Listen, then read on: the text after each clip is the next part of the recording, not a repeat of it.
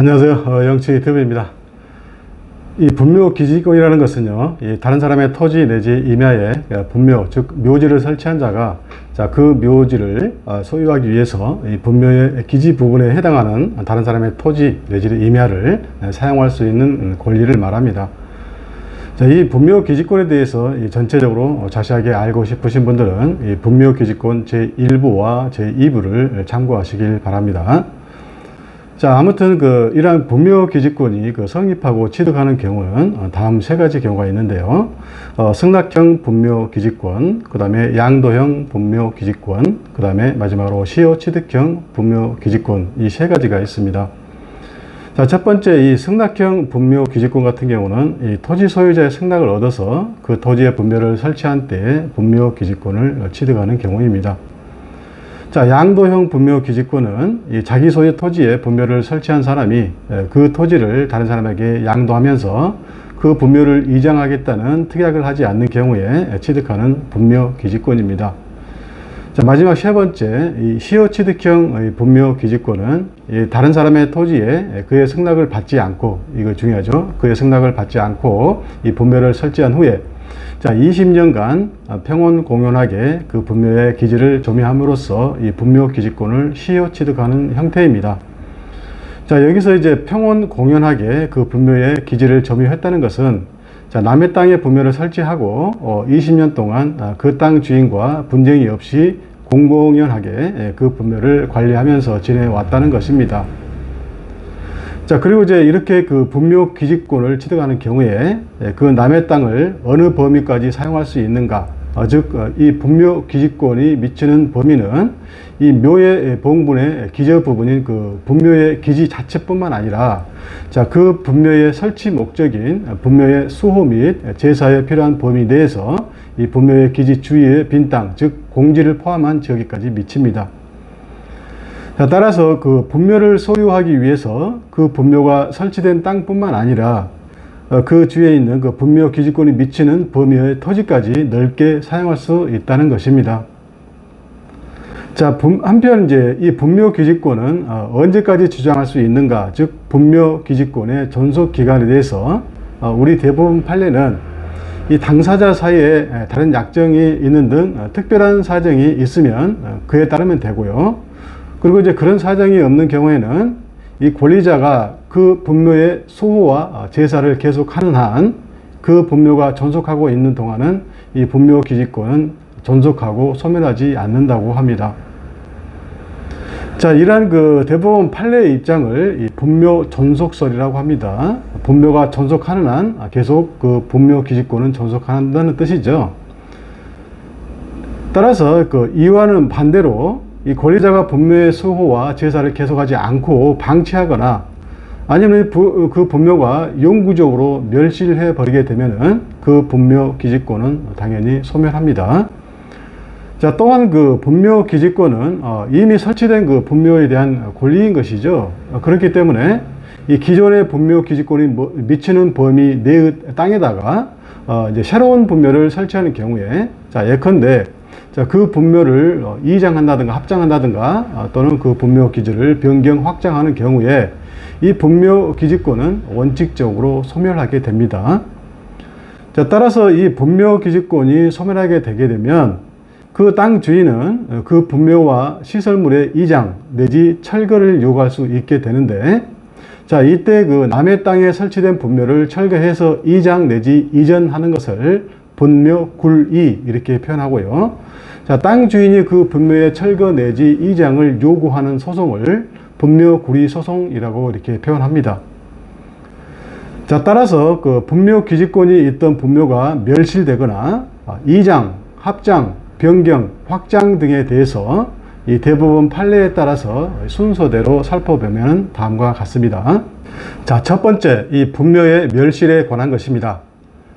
앞에서 제가 말씀드린 바와 같이 이 분묘기지권은 그 관리자가 분묘의 수호와 제사를 계속하는 한 그 분묘가 존속하고 있는 동안은 그 분묘기지권은 계속 존속하고 소멸하지 않습니다. 따라서 이제 이와는 반대로 이 분묘기지권을 취득한 후에 그 분묘의 수호와 제사를 계속하지 않고서 방치하거나 그 분묘가 영구적으로 멸실되어서 이 분묘가 존속하지 않게 되면은 그때 분묘 기지권은 소멸하게 되는 것입니다. 따라서 이 경우에 그 땅 주인은 그 방치되어 있는 분묘의 철거 내지 구리를 요구할 수 있는 것입니다. 자, 다만 그 분묘가 멸실된 경우라고 하더라도 그 사체나 유골이 존재해서 이 분묘의 원상 회복이 가능해서 일시적으로 멸실된 것에 불과하다면 그 분묘 기지권은 소멸하지 않고 존속하는 것입니다. 따라서 이 경우에는 땅 주인은 그 분묘의 철거를 요구할 수 없게 되겠죠. 자, 두 번째, 이 새로운 분묘의 설치에 관한 것입니다. 자, 앞에서 제가 말씀드린 바와 같이 이 분묘 기지권은 이미 설치되어 있는, 중요하죠. 이미 설치되어 있는 분묘를 소유하기 위해서 다른 사람의 토지를 사용할 수 있는 권리입니다.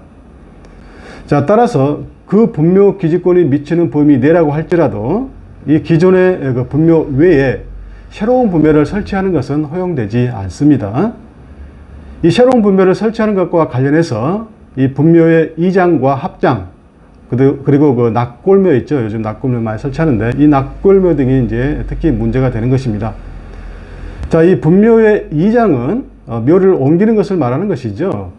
근데 이제 이 기존의 분묘 기지권이 미치는 범위 내로 이장을 해도 이 새로운 분묘를 설치하는 것이기 때문에 이런 경우는 허용되지 않습니다. 따라서 기존의 분묘 기지권은 소멸하는 것이고요. 그 땅 주인은 그 분묘의 철거 내지 굴이를 요구할 수 있는 것입니다. 자, 또한 이 분묘 기지권이 미치는 범위를 벗어나서 다른 것으로 이장하는 것은 기존의 분묘를 철거하는 것이기 때문에 기존에 이제 그 분묘가 존속하지 않는 것이죠. 그렇기 때문에 이 기존의 분묘 기지권은 소멸하는 것입니다. 자, 한편 이 부부의 분묘를 합장하는 경우가 있는데요. 통상적으로 합장은 봉분수에 따라서 크게 단분 형태와 쌍분 형태로 이렇게 나누어집니다.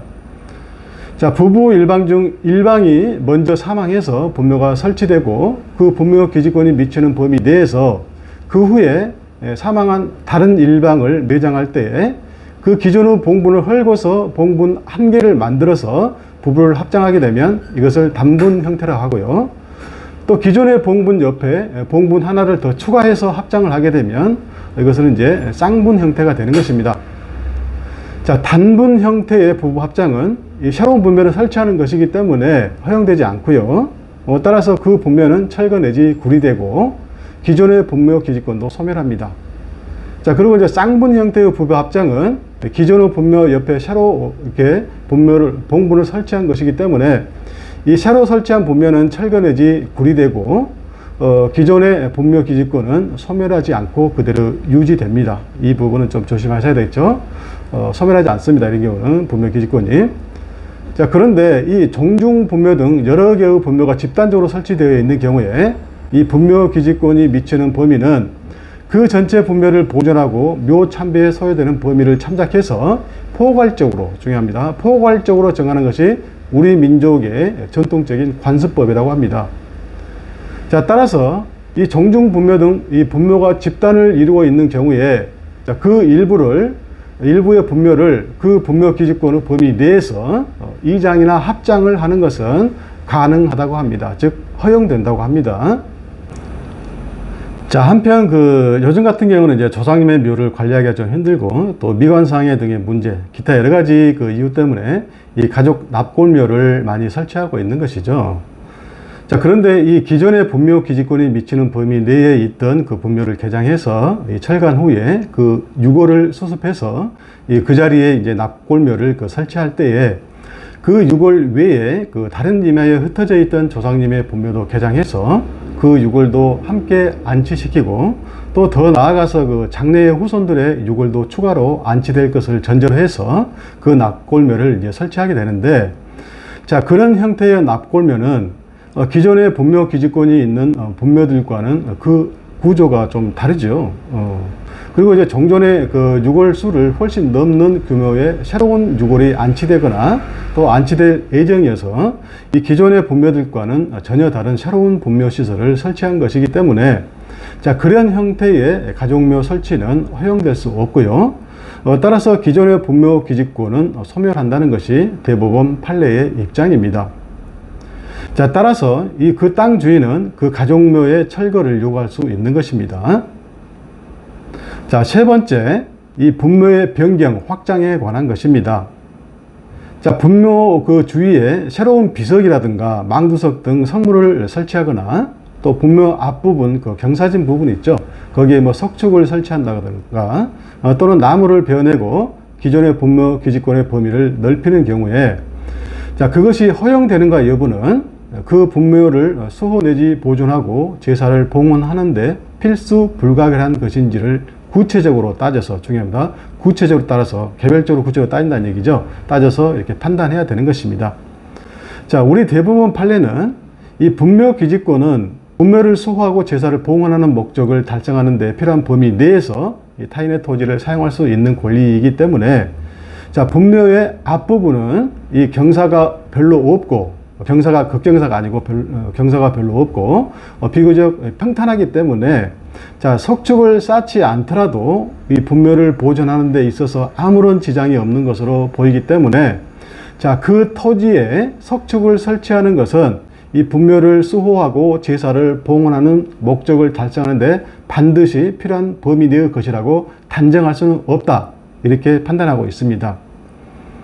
자, 아무튼 이 분묘의 변경, 확장은 그 사안별로 개별적으로 구체적으로 여러 상황을 따져서 그 허용 여부를 결정하게 되는데 자, 그것이 허용되지 않는 경우에 땅 주인은 그 시설의 철거 내지 원상 회복을 요구할 수 있을 뿐이고 기존의 분묘 기지권 자체가 소멸하는 것은 아닙니다.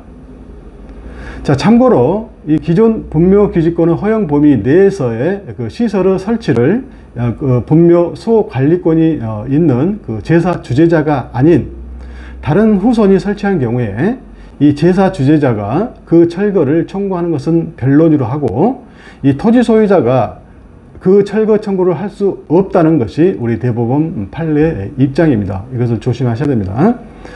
즉, 이 분묘의 부속 시설인 비석 등 재구를 설치, 관리할 권한은 이 분묘의 수호 관리권에 포함되어 있어서 자, 원칙적으로 이 제사를 주재하는 자에 있고 따라서 만약에 이 제사 주재자가 아닌 다른 후손들이 비석 등 시설물을 설치하였고 그것이 제사 주재자의 의사에 반하는 것이라 하더라도 이 제사 주재자가 분묘의 수호 관리권에 기하여 그 시설물의 철거를 구하는 것은 변론으로 하고 그 시설물의 규모나 범위가 분묘 기지권의 허용 범위를 넘지 않는 한 이 분묘가 위치한 토지 소유자가 그 토지 소유자죠. 그 토지 소유자가 그 시설물의 철거를 청구할 수는 없다고 우리에게 보고 있습니다.